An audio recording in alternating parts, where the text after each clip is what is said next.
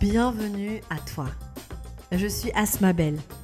Dans ce podcast, je parle sans détour des vraies galères, des vraies souffrances, des vrais moyens de les comprendre pour les traverser. Pour être avec toi et te rencontrer vraiment. L'objectif, t'aider à déployer ta connaissance de toi, du monde et des autres pour aller là où tu as envie et être celui que tu veux être.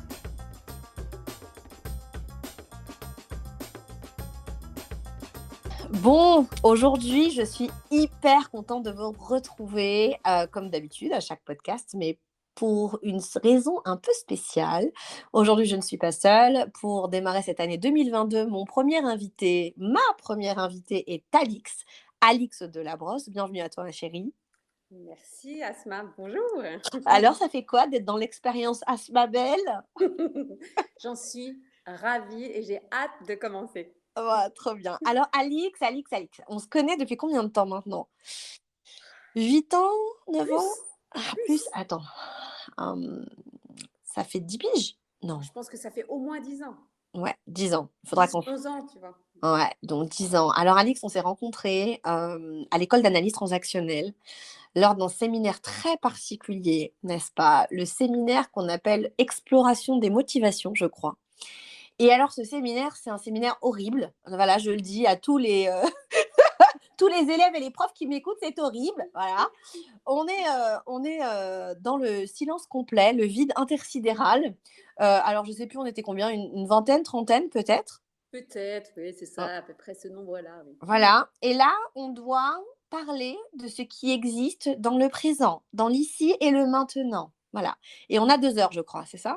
Oui, on était enfermés tous dans une pièce sans aucune parole, avec comme instruction de partager ce qui se passait pour nous dans l'ici et maintenant. Voilà. Bonjour Alix, c'est comme ça que je te rencontre. Donc c'était vraiment fort et depuis, on s'est suivis à la fois à l'école d'analyse transactionnelle, mais aussi par ailleurs. Et aujourd'hui, on continue à travailler ensemble de manière beaucoup plus intime, beaucoup plus présente. Et voilà, je suis en joie de pouvoir t'avoir dans ma vie à cet endroit-là et ça me fait très plaisir de t'inviter. Alors pour en dire plus quand même, Alix est une artiste, vraiment, c'est une femme qui a 4 enfants et ça, c'est pas rien, une vraie maman, une vraie mère de famille et puis c'est quelqu'un qui a un sourire que vous ne pouvez pas voir, mais je suis sûre que vous pouvez sentir. Parce que, voilà, c'est vraiment ce qui te qualifie, hein, ce qui te qualifie, c'est ta joie, ta vitalité et l'engouement que tu mets dans chaque chose. Donc ça a toujours été quelque chose qui m'a toujours beaucoup touchée. Donc voilà, c'est une vraie déclaration d'amour, Alix, prends tout. Je prends Asma. Donc voilà, aujourd'hui, je t'accueille sur le podcast et je t'ai demandé de venir parce que j'ai très envie de parler d'un sujet que tu maîtrises bien, qui est celui du corps, parce que tu es somatothérapeute. Est-ce que tu peux nous en dire plus? Oui, je suis somatothérapeute. Alors, c'est particulier, c'est un mot que peu de personnes connaissent, c'est assez confidentiel. La somatothérapie, en fait, c'est une thérapie. Ça fait partie de la grande famille des psychothérapies. Mais il y a une particularité dans cette thérapie, c'est qu'elle donne une place particulière au corps. Elle donne une grande place au corps, hein. Soma, ça veut dire corps en grec, hein, et thérapie, donc le soin, la thérapie qui passe également par le corps. Alors, dans la thérapie classique, on est beaucoup influencé par la psychanalyse où le corps et en particulier dans le corps, le toucher est absolument interdit. Alors qu'en fait, moi, je suis formée au massage, un massage particulier qui s'appelle le massage sensitif. Et donc, les personnes qui viennent me voir, ça passe évidemment par la parole, mais pas que. Et il y a une partie spécifiquement corporelle sur la table où il y a le toucher. Et moi, je peux masser mes patients. Ce n'est pas la seule chose que j'utilise, mais entre autres, j'utilise le massage. Waouh, super. Et donc, tu peux travailler avec quel type de public? Est-ce que tu peux nous en dire plus là-dessus? Tout type de public, en fait. Il n'y a pas des personnes pour qui l'accès à la conscience corporelle peut être un frein de mon point D'accord. de vue, Hmm. hein. Euh, il y a des personnes qui ne peuvent pas être touchées, par exemple, lorsqu'il y a des phobies trop envahissantes ou lorsqu'il y a eu des abus, par exemple, où c'est difficile pour les personnes d'être touchées. Là, dans ces cas-là, c'est un apprivoisement qui peut se faire éventuellement. C'est pas une obligation, le toucher n'est pas une obligation, mais souvent c'est vrai que c'est une réappropriation d'une partie de soi, de pouvoir de nouveau recevoir, par exemple, le toucher de quelqu'un d'autre, de pouvoir sentir son corps et ça demande éventuellement quelque chose de progressif, mais tous les types de publics peuvent être concernés par ce type de Super. thérapie. Et ce que tu fais et ce que j'aime beaucoup, c'est et si tu peux effectivement nous en dire quelques mots, c'est que tu travailles aussi avec les enfants. Oui, Qui n'est pas si simple de trouver, des thérapeutes qui ne sont pas psychologues pour enfants, parce qu'effectivement des psychologues pour enfants, on en trouve, voilà, on en trouve. Par contre, effectivement de faire de la thérapie et de la somatothérapie avec des enfants, c'est quand même une particularité que je trouve très intéressante, que tu peux, évidemment expliquer pour nous en dire un peu plus. oui. Alors, je travaille de 2 façons avec les enfants, hein, et les 2 choses se complètent, hein. C'est-à-dire que je travaille en atelier également, que c'est pas de la thérapie, c'est des ateliers de relaxation pour apprendre aux petits enfants à se mettre en contact avec leurs propres ressentis. D'accord. Alors c'est vraiment, moi je trouve ça tellement rafraîchissant de travailler avec les enfants. C'est incroyable de travailler avec la fraîcheur de l'enfant. Mmh. Donc c'est vraiment une alphabétisation sensorielle que je propose aux enfants, hein. Et ça, c'est une possibilité qui est donnée pour que les petits-enfants puissent se mettre à l'écoute de l'intérieur d'eux. Mmh mh, mmh. Ça me semble être tout à fait important dans une société où on est beaucoup à l'extérieur de soi. Et Mmh donc mh. là, voilà, donc je travaille avec les petits-enfants comme ça, et puis en intégrant également tout ce qui est de l'expérimentation plastique, qui est un moyen également d'être à l'intérieur de soi, de produire quelque chose qui soit propre. Ça, c'est une des façons que j'ai de travailler avec les petits-enfants. Et puis une autre, dans mon cabinet, j'accompagne des enfants. Et effectivement, le corps et là encore, le toucher dans le massage, dans la thérapie, peut être tout à fait intéressant chez les petits-enfants qui ont des problèmes avec les limites. Les limites, hein, elles se construisent chez le petit enfant par le toucher des parents. Hein, Mmh. c'est-à-dire les limites de soi, de sa personne, de son corps d'abord et ensuite de sa personne, elle est à l'origine, elle a à voir avec la façon dont les parents prennent les enfants dans les bras, les portent, Les touches. Mmh. les touchent, ce qu'on va appeler le holding et le handling, hein, de Mmh. Winnicott, hein, c'est-à-dire la façon dont l'enfant peut percevoir ses propres limites. Et en fait, Mmh. on a l'idée qu'une perception juste des limites, et en particulier des limites de son corps, ça va permettre d'être à une bonne distance avec l'autre. Mmh. Ça va permettre de sentir l'émotion qui est à l'intérieur de son corps. Et on voit à quel point ça peut être important. Donc, je travaille éventuellement avec les enfants de cette façon-là. Et puis, avec les enfants, je travaille aussi beaucoup avec le dessin, avec des histoires, beaucoup par le jeu. Et par des cartes aussi, je Par des crois. cartes, oui. Ouais, Par je des trouve ça cartes. génial. Oui, oui, par des cartes. OK, merci, merci et tu travailles donc à Meudon? Exactement, mon cabinet est à Meudon. Super, c'est important de situer, et de voilà et de savoir un petit peu à qui on s'adresse. Alors aujourd'hui, je voulais ce podcast parce que je rencontre beaucoup trop de gens qui souffrent de ne pas pouvoir rencontrer l'autre à cause de leur corps. Alors je dis «à cause» entre guillemets, parce que c'est ce qu'ils avancent, assez, simplement, naturellement. C'est cette idée que, je ne peux pas, rencontrer quelqu'un en ce moment parce que j'ai pris du poids. Je ne peux pas rencontrer quelqu'un en ce moment parce que je suis trop moche, et que, je me sens négligée. Je ne peux pas bon, je suis célibataire depuis quelque temps et puis voilà, en ce moment, je pense à quelqu'un qui est une femme, voilà, formidable, très belle, avec beaucoup de talent, qui est aussi une artiste et qui est célibataire et donc, elle a tendance de temps en temps, voilà, à se mettre sur des sites de rencontres et à rencontrer quelques personnes pour voir si ça fit ou pas. Et elle a des phases où elle se retire complètement de ces sites de rencontres, pas parce qu'elle a plus envie ou pas parce que, ça y est, elle a rencontré quelqu'un, ce que je lui souhaite. C'est plutôt parce que, en ce moment, elle est pas belle. Voilà, en ce moment, elle a des boutons. En ce moment, voilà et alors bien sûr, on va pas aller dans les profondeurs de ce que ça veut dire, mais juste cet espace-là où, à un moment donné, mon corps pourrait m'empêcher de rencontrer quelqu'un. Et comme je ne suis pas d'accord avec ça, je voulais avoir une experte dans le sujet du corps pour pouvoir décrire, en fait, finalement, cette grille de lecture dans la relation amoureuse, dans la rencontre amoureuse, puisque comme tu le sais, j'ai un livre, là-dessus et effectivement, je veux l'enrichir, le nourrir et proposer, voilà, une expertise différente. Comment je fais pour arrêter de croire à ça, en fait? Et pourquoi je crois à ça? Pourquoi je crois à l'idée que si je suis comme ci ou comme ça, et ben, je vais pouvoir rencontrer quelqu'un ou pas? Alors, c'est un vaste, vaste, vaste sujet. Tu sais bien, j'aime les sujets vastes.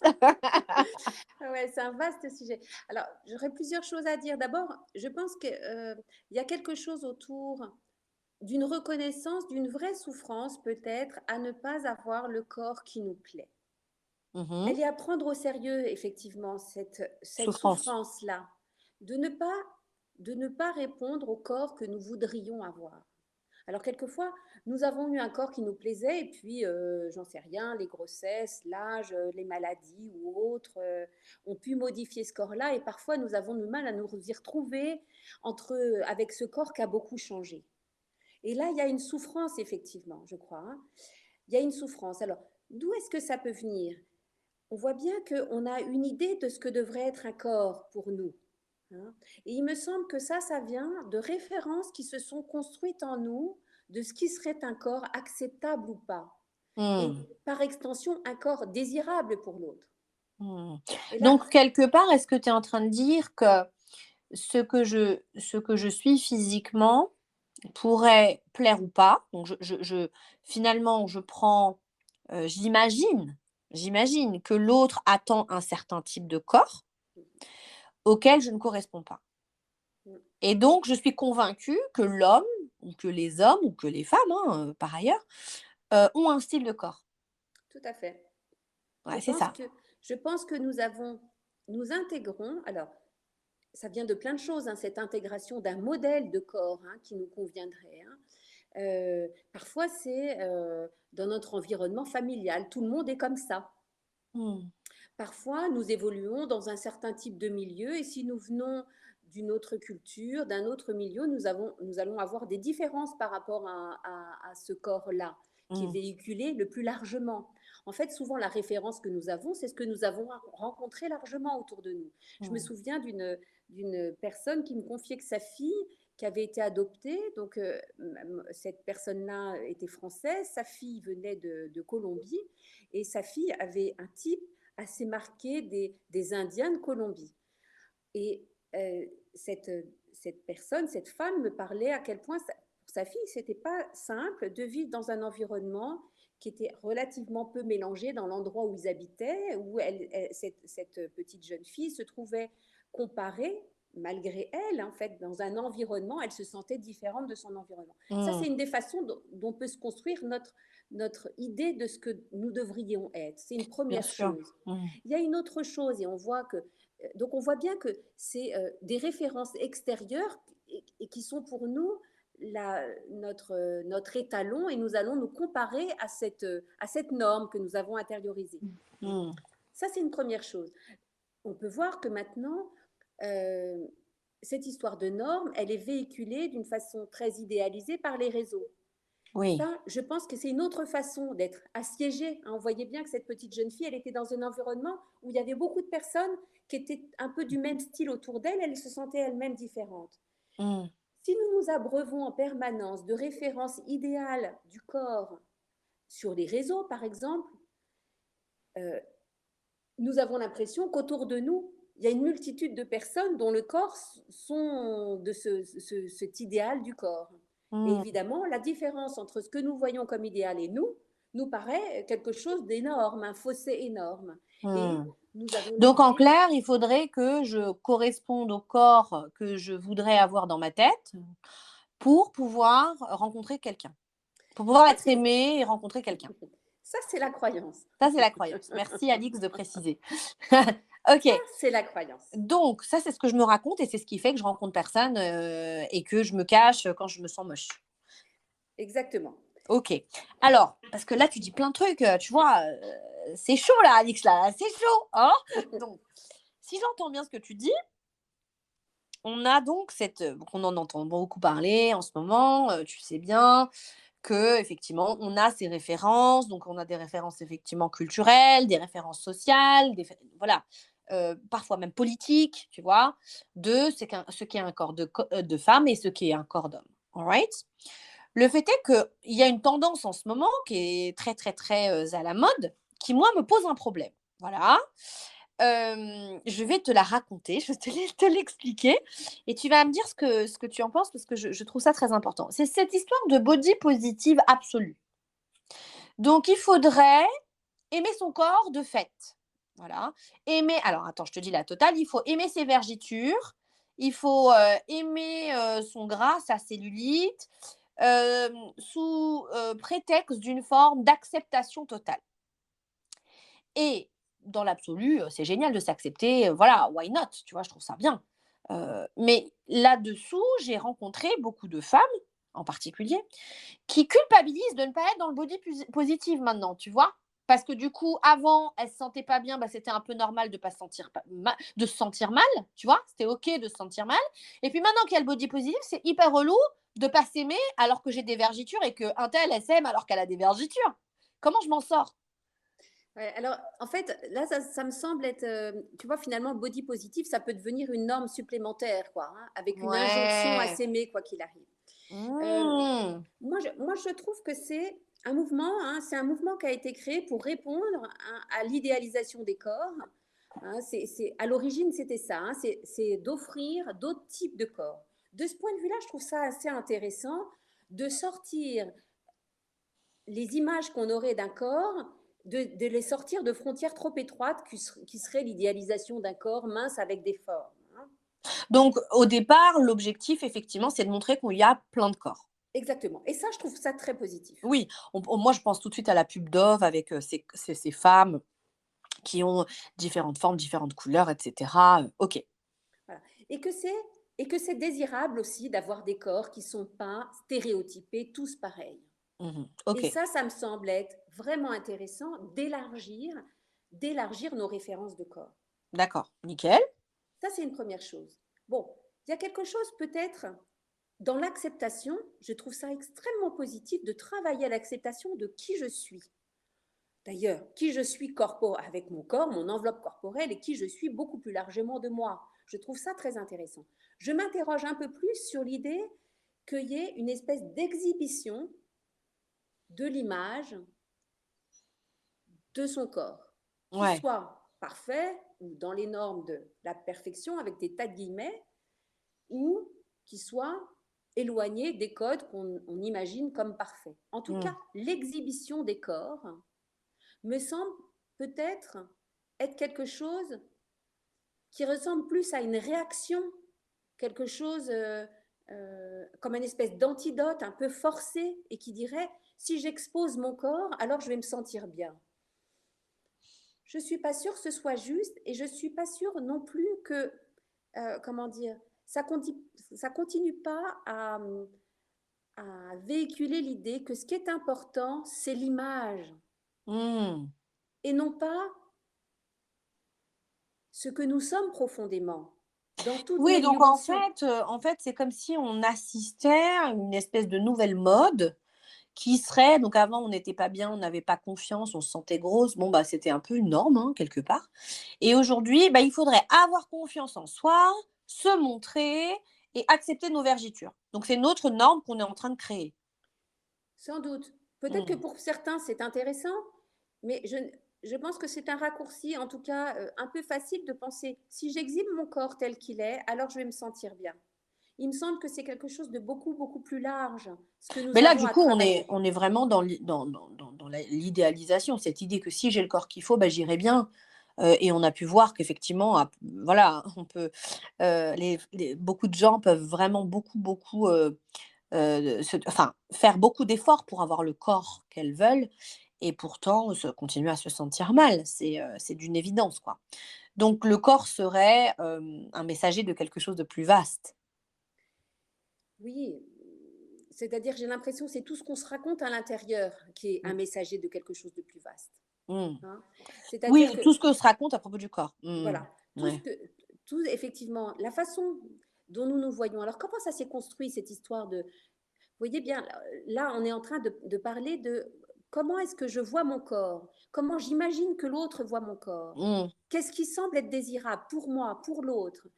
C'est comme si on se tenait à l'extérieur de son propre corps et qu'on le regardait, qu'on le jugeait, et qu'on imagine que l'autre, il est là Il fait aussi à la même chose. l'extérieur Mmh. et qui fait la même chose. Mmh. Et ça me semble être quelque chose qui a à voir avec ce que nous avons intériorisé à l'intérieur de nous d'un espèce de juge qui nous regarde de l'extérieur, hein, et qui juge comment nous sommes, aussi bien physiquement d'ailleurs que sur d'autres niveaux. Mmh. Et comme, j'allais dire, qu'est-ce qu'on fait de ça, hein? On parle d'acceptation. Et je pense que cette histoire autour de l'acceptation me semble extrêmement intéressante. Ouais. C'est-à-dire de reconnaître à un moment donné, j'ai le droit d'être qui je suis, Mmh. corporellement et dans l'entièreté de ma personne. J'ai le droit de m'accepter telle que je suis. Alors je trouve ça formidable, mais dans ce monde réel, un peu dur et un peu jugeant, heu, il y a quelque chose qui me paraît vraiment difficile à faire, c'est ce que tu dis, l'acceptation. Pour une simple et bonne raison, c'est que je crois que les gens, mon expérience en tout cas, me montre que quand il s'agit de corps, il y a toujours cette idée que j'ai quelque chose à faire à mon corps. C'est-à-dire, il faut que je transforme, il faut qu'il maigrisse, il faut qu'il grossisse, il faut que, il est pas comme il faut, il est pas et c'est comme si finalement je ne le laissais jamais tranquille. Le corps par principe, tu m'arrêtes si je me trompe, il est en mouvement, tu vois? Il est en mouvement et le principe du mouvement, c'est qu'il bouge tout au long de la vie et qu'il est jamais figé et qu'on peut rarement avoir le même corps durant, des années. Je crois qu'il y a un truc, tu m'arrêtes, hein, si je suis à côté de la plaque, mais il y a un truc où les gens ils sont pas d'accord, tu vois? À un moment donné, pas avec le corps qu'ils ont, mais avec le fait d'accepter la frustration, tu vois? Du corps qu'ils ont, donc de cette limite qui est corporelle. Je veux dire, tu es petite, tu es grande, tu as des cheveux, tu en as pas, enfin, je veux dire, à un moment donné, oui, tu peux faire de la chirurgie, c'est vrai, tu vois? Aujourd'hui, encore plus qu'à l'époque, mais il y a quelque chose qui m'agace un peu, moi, de cette idée que, ouais, en fait, il y a toujours moyen de faire quelque chose dans le corps, c'est bon. Tu vois, c'est jamais faut faire quelque chose quoi. Voilà, faut le gonfler, faut le muscler, faut au contraire l'amincir, faut tu vois? Mm. Ça te parle ou pas?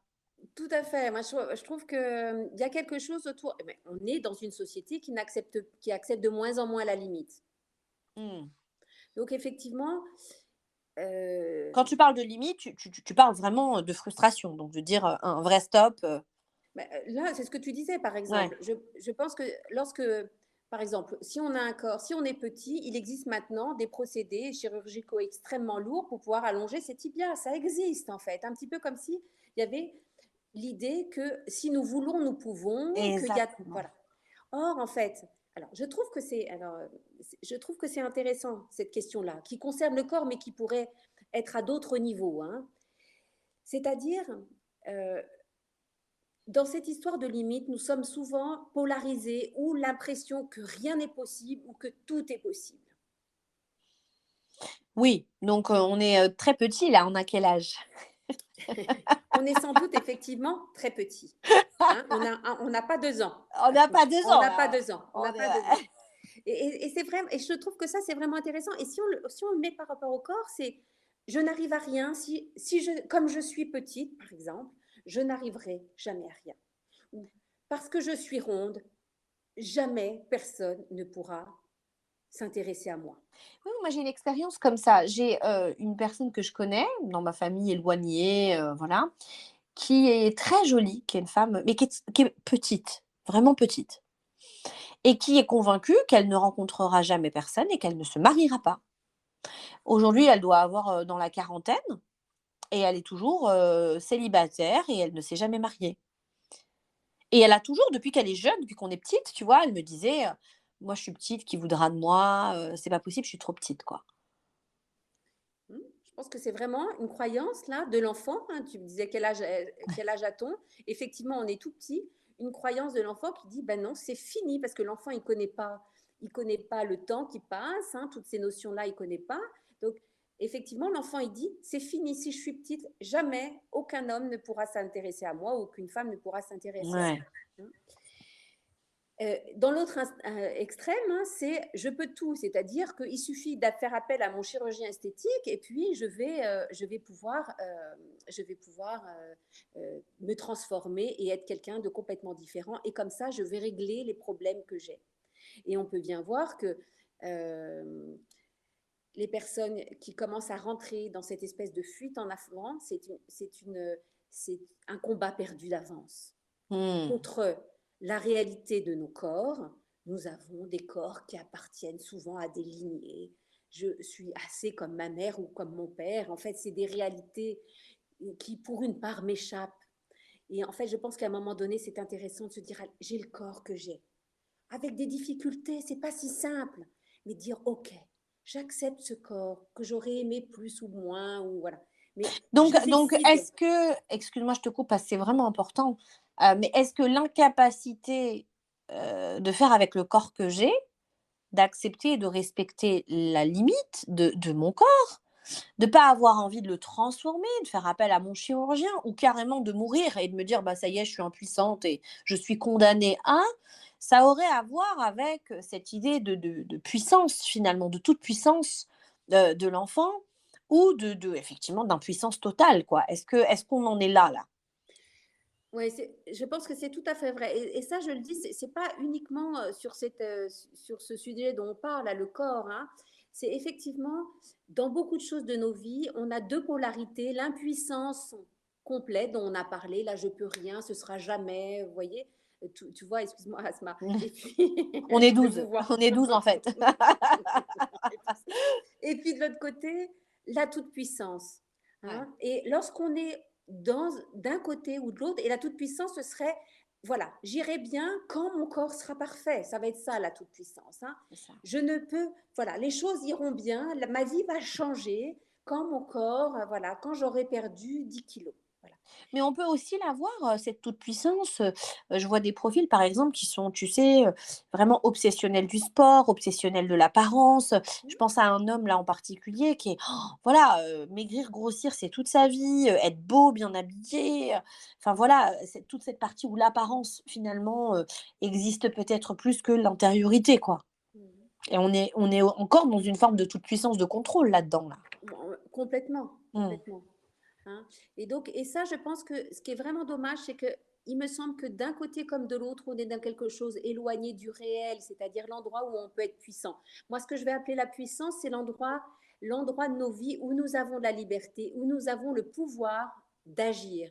Mmh. Et ça, et c'est tout à fait OK, par exemple, de se dire, j'ai envie d'avoir une alimentation plus saine pour être en bonne santé, un corps qui fonctionne bien, qui ne soit pas malade. Ça me semble être quelque chose de l'ordre de la puissance, de l'endroit de liberté où nous pouvons agir. Mmh.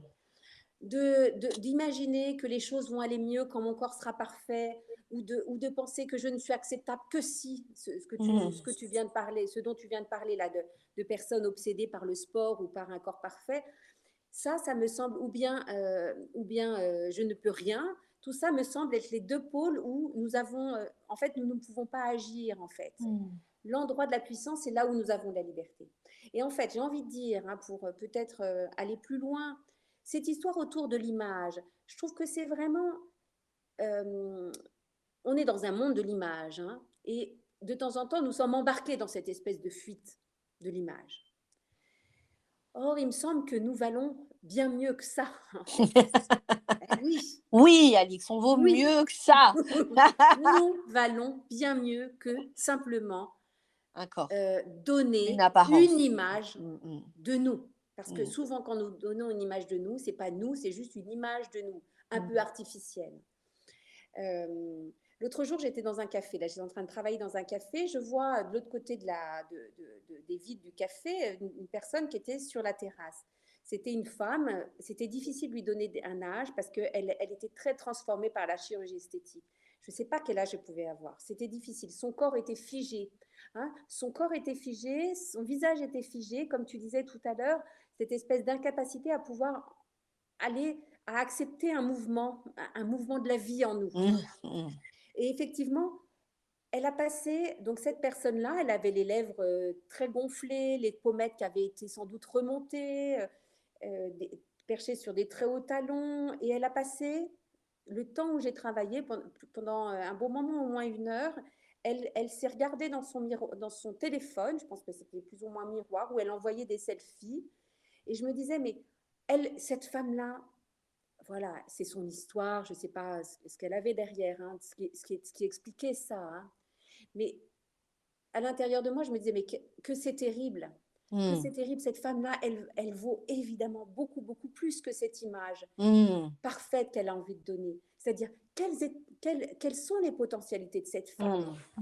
À quel niveau la vie vaut la peine d'être vécue? Qu'est-ce qu'elle peut apporter aux autres, Mmh. à la vie, à elle-même, qui est Mmh. sans doute différente que simplement cette espèce d'image figée, un peu cette espèce d'image sans vie qu'elle donne à l'intérieur de soi. D'autant que ce que tu dis est tellement juste pour revenir, à mon sujet au désir que j'avais avec ce podcast. C'est-à-dire que si je montre ça, donc l'histoire c'est je me raconte que la société, que les hommes attendent ça de moi, all right? Ou voilà et je m'adapte à ce que je me raconte. Donc là, en l'occurrence, cette femme, elle s'adapte à ce qu'elle se raconte. Donc voilà, elle se fait, picouser un peu partout. Ensuite, je rencontre quelqu'un. OK et puis cette personne, elle est très exigeante, tu vois? Mais beaucoup d'énergie, j'en connais, hein, mais beaucoup d'énergie, quand, voilà, la fille, elle se réveille le matin, et qu'elle s'est pas coiffée et qu'au réveil, elle est pas maquillée, on a un problème, quoi. Tu vois? On a un problème, c'est pas parfait. Du coup, je montre une image qui n'est pas réaliste et je rencontre des gens qui ont des attentes qui, du coup, ne sont pas réalistes. Donc ce qui je trouve très intéressant là, Alix, si tu peux nous éclairer un peu, c'est cette idée que finalement, quand je montre un corps, je montre bien plus. Je je montre quand je montre un corps, beau, parfait ou pas, ou négligé, hein, parlons de l'autre aspect, tu vois? Un corps complètement négligé, ou qui n'a aucune importance, qui n'a pas sa place, tu vois? Un corps que je ne vois pas et que du coup, bah, évidemment, je ne le montre pas. Je préfère ne pas rencontrer de gens à ce moment-là parce que je ne m'aime pas. Hem, comment, bah, à un moment donné, pour être clair, faut pas être surpris du type de personne qu'on rencontre.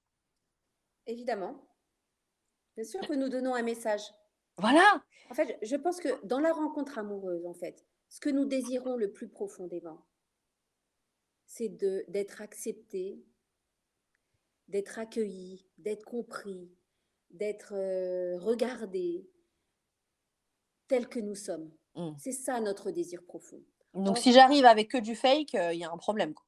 si j'arrive avec que du fake, comme tu dis, le problème, c'est que je risque d'attirer à moi des personnes pour qui le fake est rassurant, Et super hein, important. Mmh. et qui ont besoin d'être rassurés au niveau narcissique, Mmh. de pouvoir avoir à son bras, à ses côtés, quelqu'un qui le valorise narcissiquement. Là encore, quand je dis narcissiquement, sur les parties extérieures de nous, sur les parties de l'image de nous. Mmh.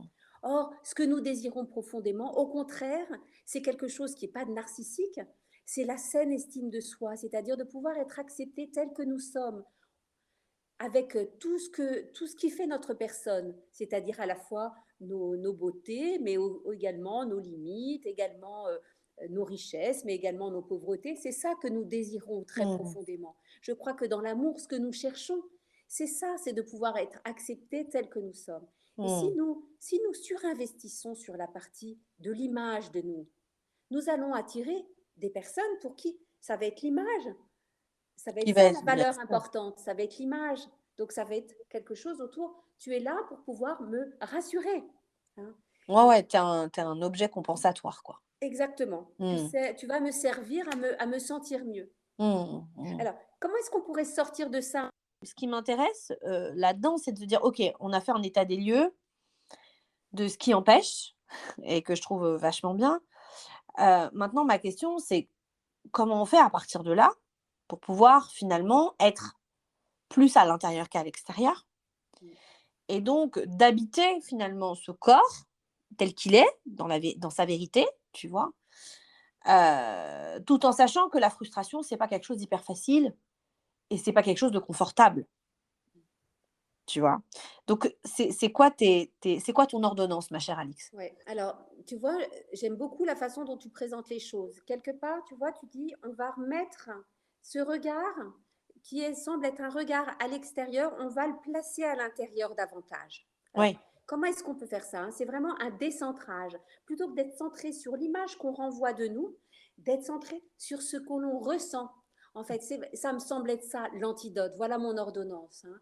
Mon ordonnance, c'est ça, c'est en fait se mettre à l'intérieur de soi. Alors, comment est-ce qu'on se met à l'intérieur de soi? Tu vois, il y a Ouais. des gens qui disent, je me sens pas bien dans ma peau. Qu'est-ce que ça veut dire de pas être bien dans sa peau? Mmh. Hein, c'est pas simplement de pas aimer son corps. Je pense que c'est pas être à l'intérieur de son corps. Mmh. Alors, comment est-ce qu'on est à l'intérieur de son corps? La première chose, c'est ce que je vais travailler avec les petits-enfants, là, ce dont je t'ai parlé tout à l'heure, c'est-à-dire d'éduquer notre sensorialité, c'est-à-dire de se rendre compte que nous avons 5 sens et que c'est incroyable ce qu'on peut vivre lorsqu'on s'attache à ce que nous proposent nos sens.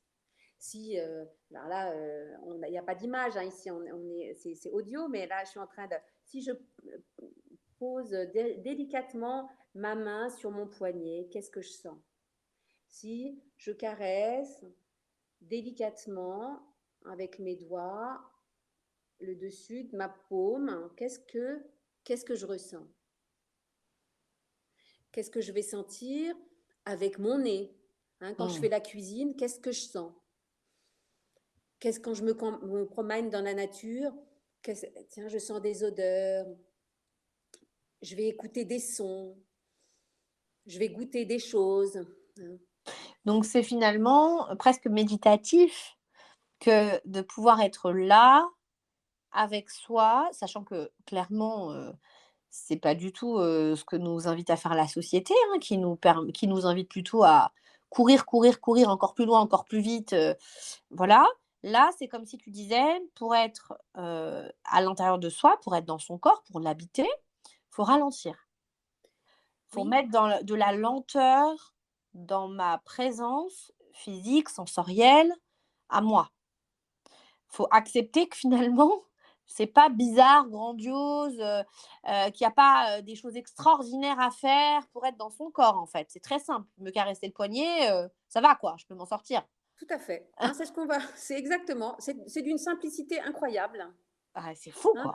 quoi. Ouais. Ça demande simplement, comme tu dis, de prendre son temps. C'est peut-être là où le bas blesse, hein, c'est peut-être là où c'est moins facile, mais effectivement, c'est tout simple.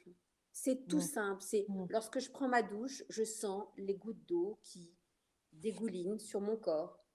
Hein. Je sens l'eau qui va là, que je vais pouvoir goûter avec ma langue. Hein. C'est Oui, vraiment être. c'est-à-dire que, en faisant ça, je vais aussi me rendre compte de à quel point je suis absente de mon corps. Ah ben, souvent, c'est une grande découverte, effectivement. Hein. Ouais, ouais, ouais. Hein. C'est une grande découverte de pouvoir être dans son corps et de sentir ce qui est possible de sentir. C'est des choses toutes simples, mais c'est énormément des petites joies quotidiennes. Hein. Je pense que lorsqu'on parle des petites joies quotidiennes, c'est énormément ces histoires autour de la sensorialité, de descendre un vieil escalier en laissant s'attarder sa main sur la rampe qui a été patinée par des milliers de mains avant moi. Mmh. C'est de sentir l'air frais le matin quand je sors ou le soleil qui va chauffer ma joue, c'est sentir le vent. Toutes les choses les plus simples de la vie. Hein. Mmh. Les odeurs, les bonnes odeurs, Mmh. de goûter le chocolat qu'on met sur sa langue, c'est humer un bon vin. Alors ça, Mmh. c'est ce que je vais appeler la sensorialité, c'est cette capacité que nous avons à développer nos facultés à sentir les choses avec nos 5 sens. Mmh. C'est aussi les matières douces, si on aime bien, ou pourquoi pas des matières rêches si on préfère. Hein, tout le monde À ses a préférences. ses préférences, hein, mais c'est vraiment éduquer notre sensibilité.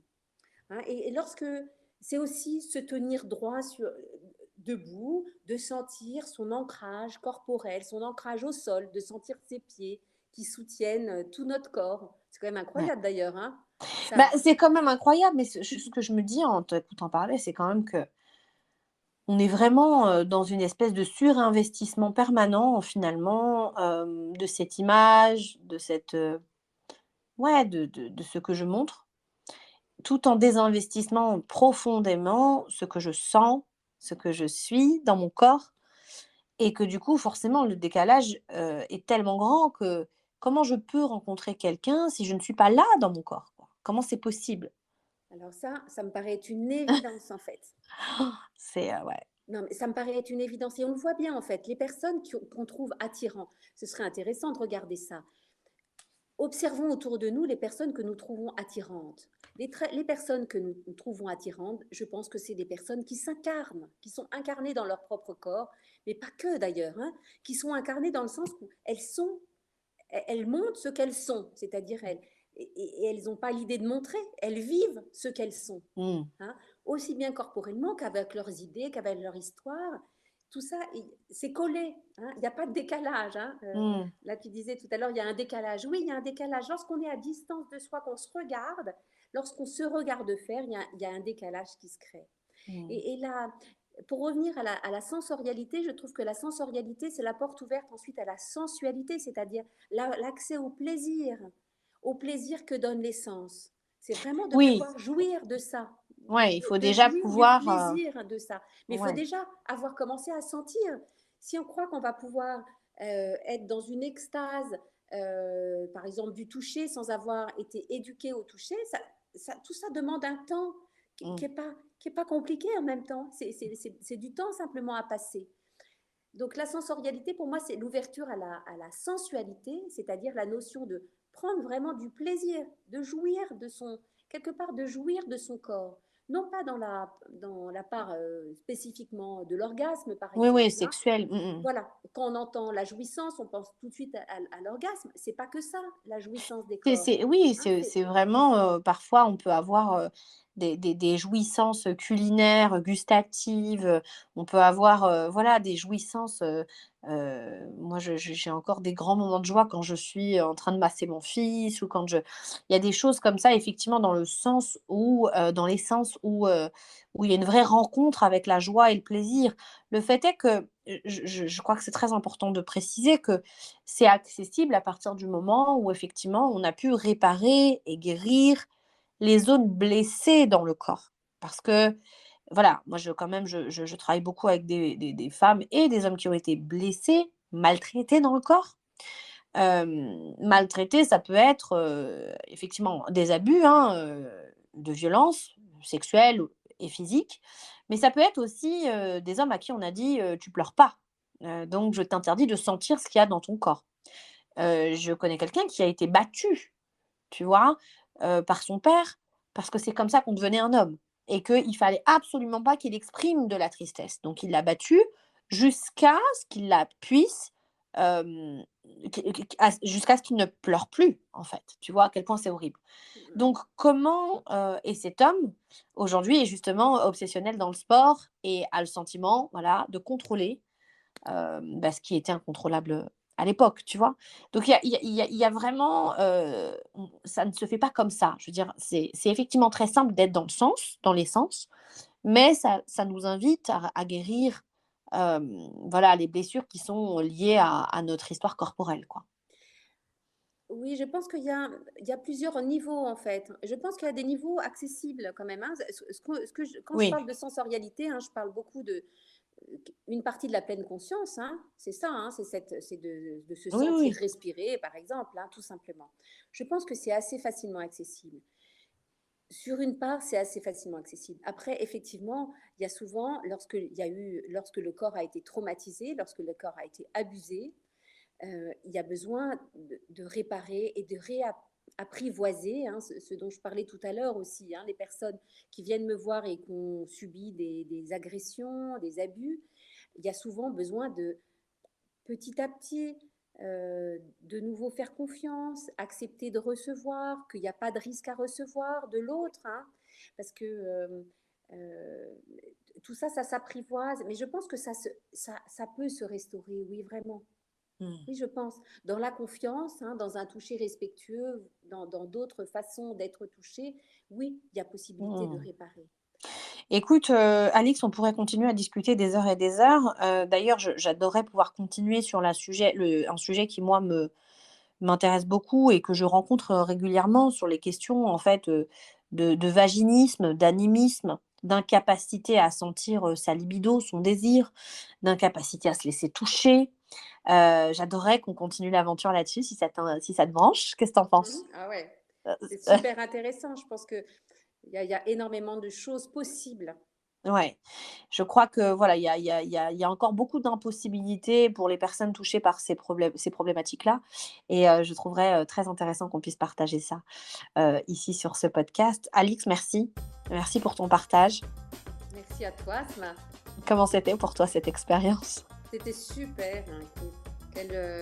Ouais, quelle grande joie de travailler avec toi d'abord, Asma, et puis voilà, de partager peut-être dans la subtilité la liberté que nous pouvons avoir en fait dans notre rapport à notre corps et à l'autre en fait dans la rencontre. Merci, merci. On peut, donc te retrouver ton site internet, hein, donc Alix Delabrosse. Tout simplement. Voilà, je crois que tu écris des articles, ça t'arrive?